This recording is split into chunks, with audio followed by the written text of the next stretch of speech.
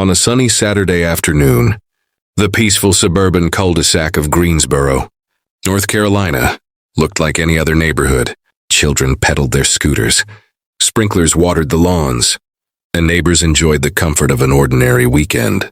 But what started as a quiet day would soon turn into a confrontation that no one on this street would ever forget, because on one side stood a woman who believed rules were rules and no one was above them. On the other side, a man who once fought for the very freedoms she now tried to strip away by taking aim at the jacket he wore. "Take that jacket off right now. It doesn't belong here." Her words pierced the calm. Mrs. Peterson, chairwoman of the homeowners association, clipboard in hand, eyes sharp with disapproval. She wasn't just asking, she was demanding. "This jacket? This isn't some decoration. I wore it while serving my country. You don't get to tell me where I can or cannot wear it." Is she serious? She's arguing over a jacket? That's his service uniform. She can't do that. The cul-de-sac froze. Some watched in silence, others whispered nervously, but no one dared step between them. "Don't twist this, sir. We have rules in this neighborhood. Military clothing, camouflage, combat jackets. Doesn't fit our community image.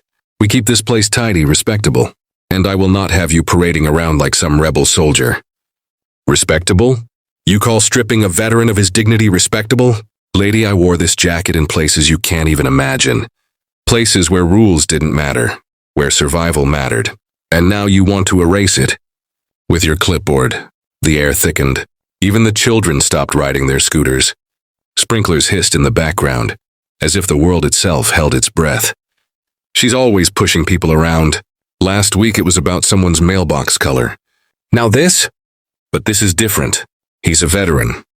This isn't about rules anymore. For a moment's silence, then Mrs. Peterson took a step forward, her shadow stretching across the driveway. "If you think your past gives you a free pass, think again. This neighborhood has order. Without order, there's chaos, and I will not let one man's stubborn pride tear that apart." "Order? You think this jacket is chaos?" "No, ma'am. This jacket is sacrifice, discipline, brotherhood. Wore it alongside men who never came home. Don't you dare call it a disgrace." His words cut deep, echoing louder than any rulebook could. A hush fell across the crowd of neighbors. For the first time, some began to question whether the woman enforcing the rules was truly protecting their community or just controlling it. "I don't care what it meant to you. This is about appearances. You can honor your past quietly, inside your home, but out here we have standards. My past isn't something to hide behind closed doors. It's written on this jacket. It's written on the scars I carry.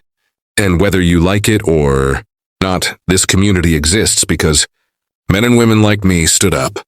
When it mattered." The neighbors murmured louder now. Some nodded in agreement with the veteran. Others looked uncomfortable, trapped between authority and respect. The line had been drawn, and this was only the beginning. Mrs. Peterson's jaw tightened, but her eyes flickered with something else this time. Doubt. Still, she clung to her authority like armor. "You talk about sacrifice, but this is a neighborhood, not a battlefield. We don't need uniforms here. We need conformity. We need everyone to look the same, follow the same rules, live by the same standards, The veteran let out a dry laugh, not out of humor, but disbelief. "Conformity? Do you even hear yourself? This isn't freedom. This is control. I didn't fight overseas so I could come home and be policed by someone with a clipboard." Gasps rippled through the neighbors. One man shook his head, muttering under his breath, while a woman clutched her child closer, eyes fixed on the veteran with growing respect. "You think this is about control?"